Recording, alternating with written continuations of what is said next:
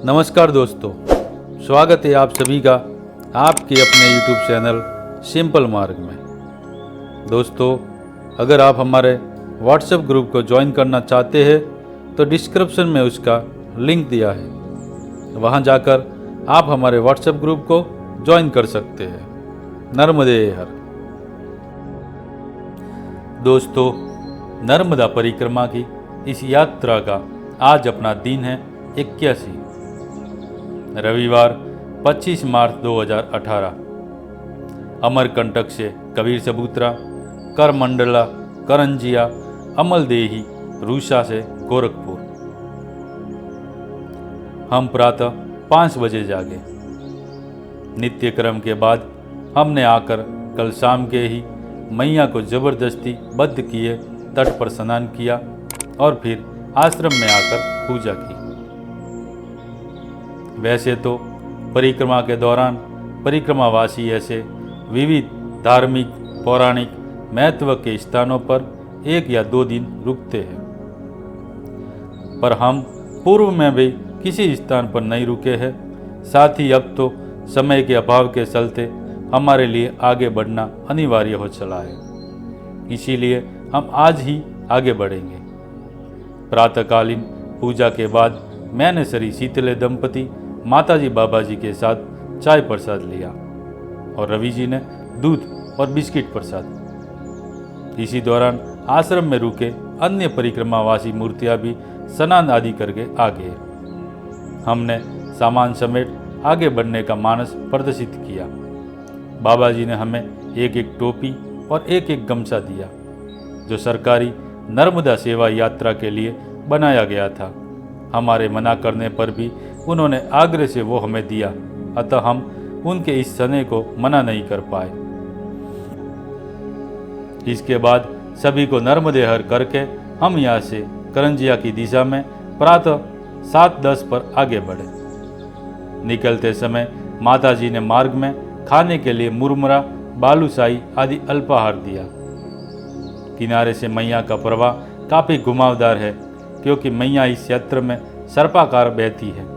अतः हमने अब समय अभाव के चलते तय किया है कि हम महाराजपुर मंडला के सामने के तट तक सड़क मार्ग से ही जाएंगे, जिससे हम कम समय में अधिक दूरी तय कर पाए। धीरे धीरे हमने अमरकंटक को पार किया। हे माँ नर्मदे, हमें पुनः जल्दी ही अपने इस उद्गम पर दर्शनों हेतु वापस बुलाना। ऐसी प्रार्थना करते हम आगे बढ़े। आगे बढ़ने पर छत्तीसगढ़ राज्य की दिशा में जाता मार्ग छोड़ हमने मध्य प्रदेश की ओर जाते मार्ग का अनुसरण किया और फिर चलते रहे। एक अर्थों में दक्षिण तट का अब यह हमारा पहला ही प्रवास आज से प्रारंभ हो रहा है। रास्ता ऊंचे ऊंचे पेड़ों से आच्छादित, घने जंगलों वाला, घुमावदार और बहुत से बंदरों के झुंडों को आश्रय दिए हुए मिला। विविध पक्षियों की चहक भी हमने सुनी। ऐसे ही चलते हुए करीब 1 घंटे लगातार चलने के बाद हम 8:30 पर रुके और हमने प्रातः का बाल भोग पाया। वातावरण बहुत ही प्यारा और मोहक सा लग रहा था। इस रास्ते में चलते हुए थकान भी महसूस नहीं हो रही थी, पर मन अवश्य ही दुखी था, क्योंकि शायद अब हम आगे का सारा ही मार्ग ऐसे ही मैया से दूर दूर चलकर ही पूर्ण करना पड़ेगा। एक बहुत बड़ा घाट उतरने के बाद में एक बाबा जी, शायद ये वही है जो कल हमें अमरकंटक जाते हुए अचानक ही सूने रास्ते में मिल गए थे। उन्होंने हमें चाय प्रसाद लेने हेतु रोका। यहाँ पर कुछ अन्य परिक्रमावासी मूर्तियाँ भी रुकी हुई है। मैंने चाय प्रसाद लिया और फिर हम यहाँ से प्रातः 10:30 पर आगे बढ़े। यहाँ बैठे 4-5 बाबा जी आपस में विविध धार्मिक विषयों पर बुद्धि विवेक के आधार पर कुछ चर्चा कर रहे हैं। यहाँ से चलने के बाद हम प्रातः 11:30 पर करंजिया नगर में ही आकर रुके। यहाँ हमने एक होटल से कुछ अल्पाहार किया, साथ ही बिस्किट, नमकीन आदि सामान खरीदा। अब हम किनारे से दूर है, तो इस सब के भरोसे ही हमें चलना है। आज का मौसम कुछ कम धूप वाला है, जिससे हमें अनायास आनंद की प्राप्ति हो रही है। ऐसे ही मज़े से हम चलते रहे कि अचानक ही हमारे फ़ोन की घंटी बज उठी। अरे ये तो बेल खेड़ी के श्री प्यारेलाल जी का फ़ोन है। उन्होंने जानकारी दी कि इनके समधी का ऑपरेशन ठीक से हो गया है और अब वे निश्चित होकर अगले 2-3 दिनों में आगे की परिक्रमा शुरू करेंगे। हमने भी उन्हें हमारे आज की अमरकंटक से निकलने की जानकारी दी। हम चूँकि अब नेटवर्क क्षेत्र में हैं तो हमने हमारे घरों पर भी फ़ोन करके हमारे अब तक के प्रवास की जानकारी दे दी। आई बाबा कल आधी रात में बालाघाट पहुँचे, ऐसा उन्होंने बताया। साथ ही यह भी जानकारी दी कि वे लोग हमसे मिलने पुनः महाराजपुर में आएंगे।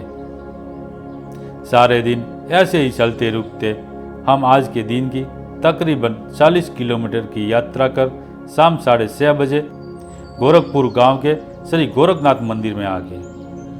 सामने के ही पान का ठेला चलाने वाले भैया ने हमें आसन लगाने की जगह बताई।